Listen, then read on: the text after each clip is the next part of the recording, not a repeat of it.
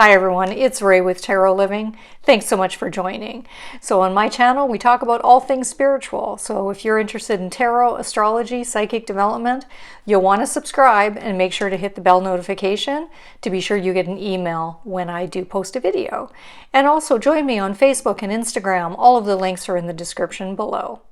Okay, so today we're going to do something a little bit different. I'm going to interpret an entire tarot reading, and I'm going to show you 5 steps of looking for things such as elemental dignities, astrological connections, how we interpret numbers in tarot, and also how I reverse cards when they're ill-dignified. And then I'll also do a full interpretation of the cards themselves. So stay tuned.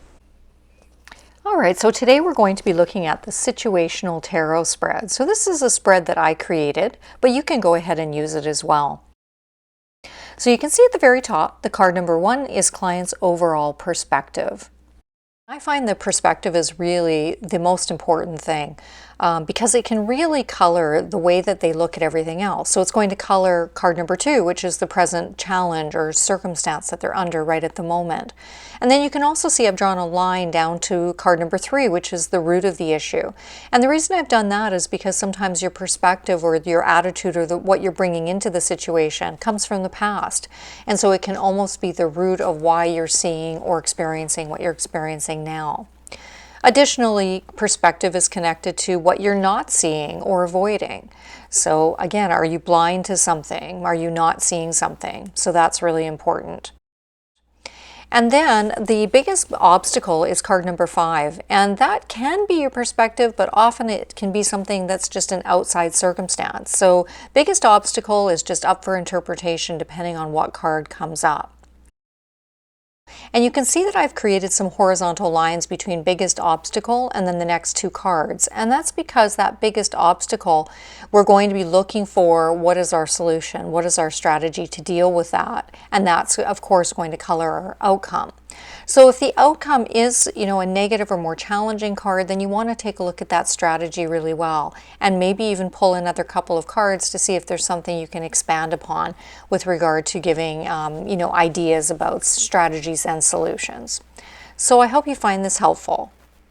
The question we're going to ask, let's ask actually a relationship question for this one. So the individual is in a relationship, but they're having some, current challenges within that relationship and a current situation that's going on, and they want to, have some kind of information about that. So let's do a relationship reading today. I'll go ahead and I'll actually just pull the cards and I'll lay them out, and then I'll come back with them all centered and ready to read. All right, everyone, so these are the cards that came up. These are the cards we're working with today. I did go into a slight meditation and asked about a relationship reading as an example for us, and these are the cards that came up. So I wanted to just give you an overview of the way that I do a reading. So the first thing that I would do probably within almost every reading is that I would count how many cards are a particular element or suit. So we have earth, earth, and then the Hierophant is also earth. So we have 3 earth cards in this reading. We have only 1 cup card, okay, and then we have 3 that are air. So we have sword, sword, and then the Magician, which is ruled by Gemini, so it's air as well. So we actually have a predominance of earth and air in this particular reading. Now, interestingly, just as an aside, those two elements are not well dignified, as we say. So earth and air are actually opposite from one another, and they will pull against each other. So probably that information will come up throughout the reading as well. And then also to make note that it's a relationship reading, but only 1 cup card came up. So it tells us that potentially other factors are at play other than emotions, solely, for example. So other factors around swords and other factors around earth. That's just something that I would do for every reading, is take a look at that. I would also take a look at if anything is connected or dignified. So for example, this 7 of Pentacles astrologically is actually Saturn in Taurus, and the Hierophant actually does rule Taurus. So there's a Taurian connection here. And there's also a Capricorn connection with a 4, which almost pulls in that very structured kind of earth concept, which can be very similar to Taurus. So I'm seeing these as being very connected, although this is Capricorn. We'll talk about that in a minute. Then I would look at numerologically if anything is connected, and we can see we've got 2 4s. So 4s we know are about structure and order and stability, and they can be about manifestation. So in the physical realm, you know, what are we manifesting? What are we building? What are we creating as structures? There can be some difficulty with moving forward, with getting out of a rut. You know, there can be kind of a stagnation that can happen with the 4s as well, particularly the feminine or what we call passive suits, which are pentacles and cups. And the other thing is that I'm seeing an ace, and I'm also seeing magician, which is a 1. So we actually have a connection of a 1 and a 1. And 1s tell us that something is very early in the game, that it's really in a conception phase, it's in an idea phase. Maybe we haven't manifested yet, but we are, you know, on the path of thinking about what can we manifest, what can we create. So that's something to consider as well. So these are just some of the things that I would do, just, you know, the basics of what I would look at in a reading. The other thing I would do is this, for this reading, I would actually look at, I did not use reversals in this reading purposely because often I will look for ill-dignified cards. So this is our biggest obstacle right here, and this is an ace, and I would actually consider that reversed. Okay, because it's in an obstacle position, and I've been asked this many times by people on YouTube. They will often write to me and say, how do I read a positive card or seemingly positive card in a difficult or negative position, such as obstacle, barrier, you know, that kind of thing, biggest issue. And I always tell them I'd read it reversed. So the meaning of this card will become reversed for me. I'm not going to reverse it at this moment, but that will, in my mind, I'm looking at that as a reversal. This one is actually, what are you not seeing or what are you avoiding? There's a certain amount of this that I would pull in some of the reverse meanings, and I'll talk about that in a minute. So there's another connection astrologically I wanted to mention as well. So this card, 9 of Cups, is actually ruled by Jupiter. It's Jupiter in Pisces. And this card, 4 of Swords, is actually Jupiter in Libra. So we have 2 Jupiter cards of this 5-card span here, which is quite significant. And Jupiter is a planet astrologically that is full of optimism and growth and expansion, and it wants to see the big picture and determine where we can go next. And there's a lot of fiery, you know, excitable energy there. So I guess in that sense, we do have a fire connection here. And there's also another Jupiter connection underlying. So all of the cards actually are corresponding to the Tree of Life. And on the Tree of Life, on the 4th Sephira, it's Chesed, and that particular Sephira is where the 4s sit. And so that Sephira is ruled by Jupiter on the Tree of Life. So in technicality, that's connected to Jupiter, and this one is actually a double Jupiter if we look at it that way. And that one is connected, of course, to Jupiter because of its astrological attribution. So we've got, you know, 3 to 4, really 4 connections to Jupiter here. So there is an underlying positivity if you were to look at some of the underlying correspondences. All right, so now I would start taking a look at the actual meanings of the cards in their positions. So this one, for example, is the client's overall perspective, and then this one is the current or present challenge. So the one thing I'm going to, you know, that jumps out at me right away is that these 2 cards are really telling us what's your perspective, your attitude, and what's your current situation, and they're both Pentacle. And they also are both cards that really show a theme of not moving forward, of not having a lot of movement to them. And I'll tell you what I mean by that in a minute. So first of all, it's both Pentacles. So Pentacles tells us that there's something about groundedness, manifestation, you know, earthiness. There could be something related to money in some way. Pentacles can also tend to be very grounded to the point where they don't move ahead very easily. They can be a little bit more attached to what we're creating, what is concrete, what is tangible, what's in front of me. And it can almost be realism, you know, to a fault, where you're being very realistic and you're looking for everything to be very tangible and very in front of you. And then you can sometimes get blocked because there's immovability in that, or there's stagnation in that. there's not that spark that we see within the fire cards. So this pentacle situation, this combination up here, really tells me that something is very stagnated right now within the relationship. So client's overall perspective is really that they're putting in a lot of hard work, or they've put in a lot of time into this relationship. So no doubt there's something that they have been working toward. They've been putting in effort. They've been making time. Saturn, it's ruled by Saturn, so it's Saturn in Taurus, and Saturn is really kind of like about something that you would do over a long period of time. It can be that you want to create something that's structured and good and is solid, but that takes a lot of time. So typically the person has been putting in effort, and then what's happening though, they're not actually reaping the benefits yet.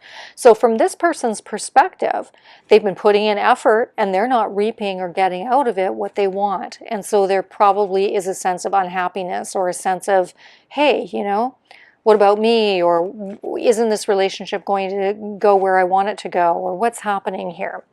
And then the other thing is that present challenge is that we have the Four of Pentacles, again, very earthy, very grounded. And this particular card, being in a 4, can mean that there's a lot of powerfulness. This person has, gained money and finances, and perhaps these two are working very hard on their financial aspect, but maybe the emotional aspect is lagging behind. Or maybe that communication, which we'll see in a minute, has to be looked at. This is really saying we've built something, or even it could be that the other person has built something, but likely they've built something together. And the reason I say that is because this is the person's perspective, that they are putting in time and effort into this relationship. So let's say they've built something. Now, it doesn't have to be necessarily tangible physical money that they built together. It can be just the structure of the relationship itself, but it's a 4, and this card is really known for holding on to something for dear life kind of thing, like kind of that miserly feel to it.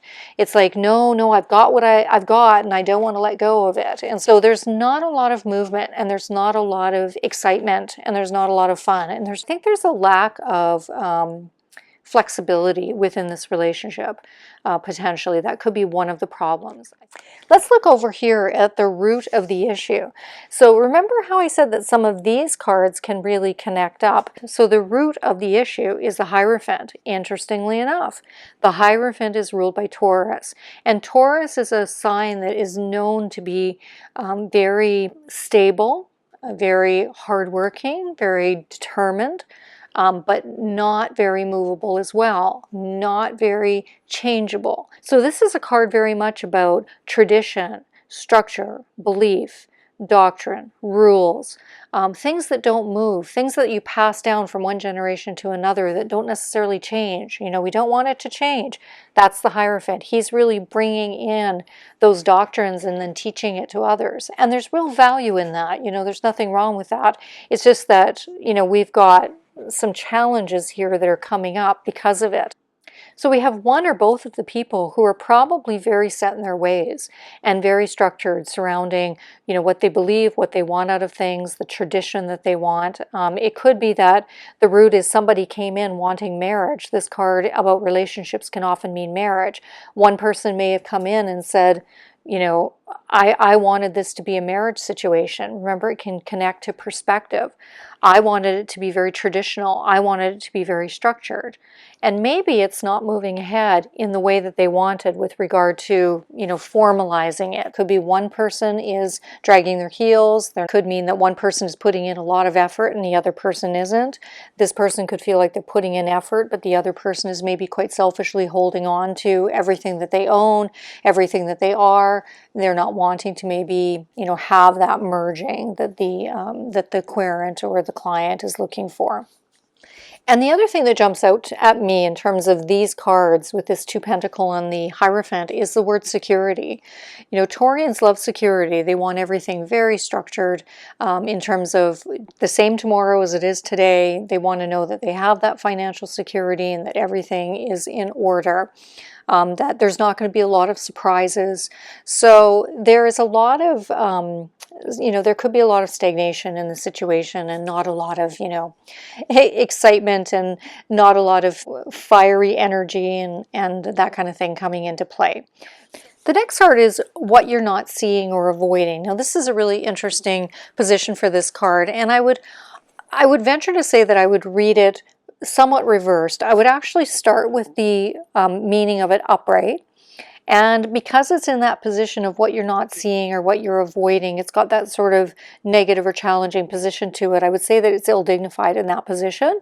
So I would start out by saying that what they're not seeing, or what they're maybe even not acknowledging, is their desire for, satisfaction, their desire for what their dreams are. This card is very much about wishes and dreams, and feeling like, you want that success that you're looking for. You've put work in and you want to feel like you have it, but it's ill-dignified in that position. So I would venture to say that this person maybe wants a lot of things and is wishing for a lot of things, but potentially is not really finding those things coming through at this time, or there's disappointments in regard to, wishes and dreams. Maybe things aren't materializing quite in the way that they wanted. Or perhaps deep down they're really wanting and desiring a lot of things that they're maybe not, admitting to. This card is really interesting because have you ever wondered what is behind that curtain? If we were to lift up that curtain, what would we see? So we see all the cups, they're all perfectly laid out, and he's like, I'm in control and everything's good.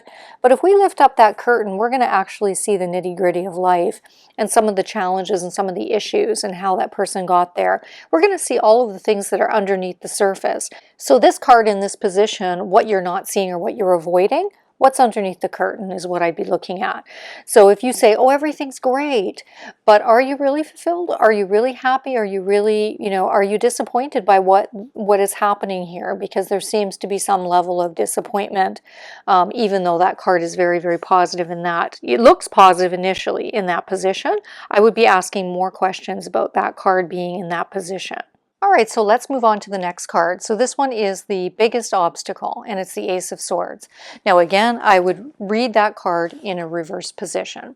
So swords relate to our air element, and air is all about our mental workings and our understanding of things, our communication. It's basically about learning and speaking and anything that has to do with our mind, mental clarity. And upright, this card can be great because it's, of course it's an ace, so it's about a new beginning. It could be about a potential of an idea or an inspiration that you've thought of. It can really be about mental clarity. When this card comes up, it can be, you're going to be victorious because you have mental clarity and you're going to drive ahead. And, you're using your personal power with regard to communication. So you're speaking your truth. You have good insight, that sort of thing. And you're seeking truth. So it's not just that you're speaking it, but you're also seeking it. You're learning something new.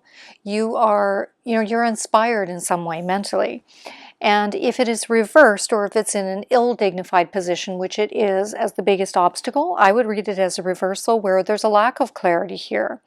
Perhaps you have an idea or concept of what's going on, but somehow it's not moving ahead. You're not able to actually put something into play that you want.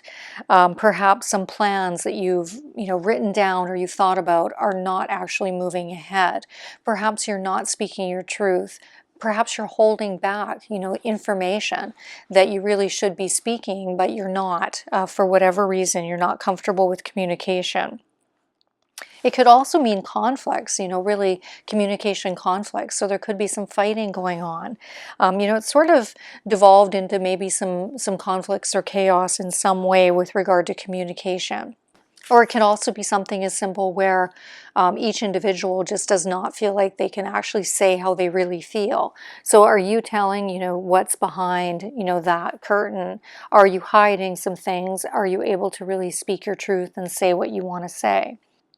So the next one is the best solution or strategy. So that is an interesting card there. Now notice that there's 2 4s, of course. So if there's 2 4s in a 7 card reading, it really tells us that there is a theme of 4s. So again, 4s are kind of all about order and form and structure and stability, and things are not as movable.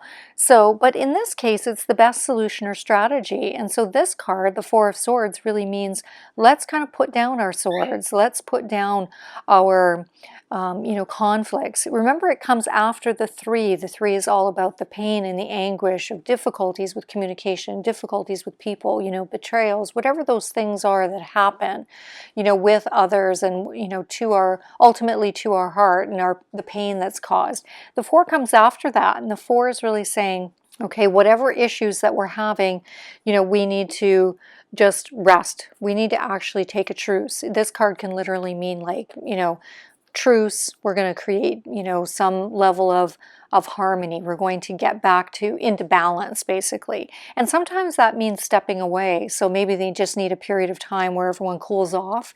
You need to step away. You just need to think about, what's going on in your mind, what's going on in your heart, and then come back at it in terms of actually communicating those things once we've had a little time to, maybe just step back and calm, relax. This card, I'm painting a tarot deck, and in my card, the 4 of Swords is actually going to be someone meditating.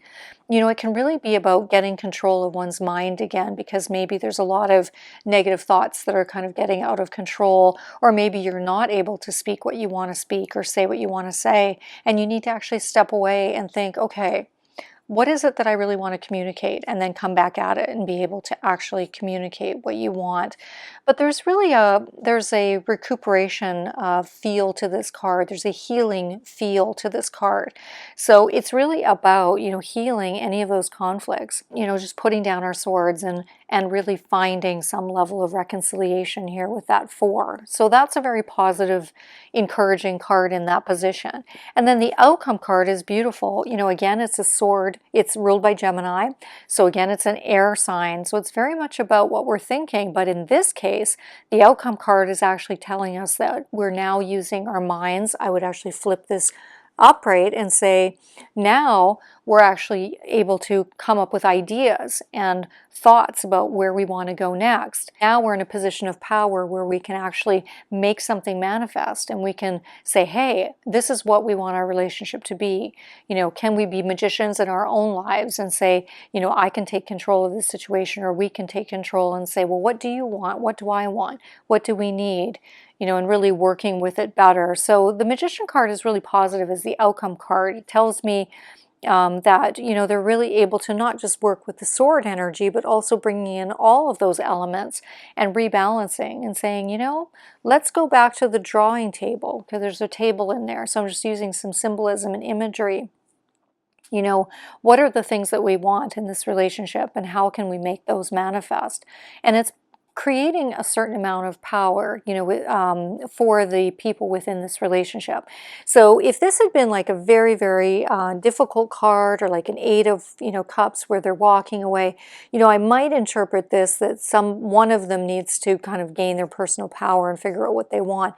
But because of the 4, it makes me feel like there's a healing of some sort here, and that there's sort of a, a reconciliation or a truce of some of the difficulties. So it's really sorting through some of those difficulties and actually taking the time and figuring out a way to communicate and speak your truth, and feeling more empowered within the relationship. So it just tells me that they do have some tools here that they could work with in order to figure out some more positive a more positive approach that might create more happiness and fulfillment, rather than that sense of disappointment that things aren't kind of going in the direction that we're wanting. Because certainly the person's perspective right at the beginning is saying, I don't feel like this is going where I want it to go. I don't feel like I have control over the situation.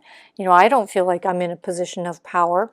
So it's rebalancing of the power. For example, if the other person was in a position of power and one wasn't, it's a rebalancing of the power. And we have to make sure that as you come to the outcome, make sure there's a balance of everyone's power, and everyone feels like they have a say in it, of how they feel, what they think, and how they want to move forward. So those are some of my thoughts about that reading. I hope that's helpful in some way to see how I put together a reading and what things I'm looking for right from the beginning to end. So if you like this video, please do let me know. And of course, leave comments. What do you think of this reading? There's so many different ways to read each reading, so let's learn from one another. So don't forget to subscribe. Take care.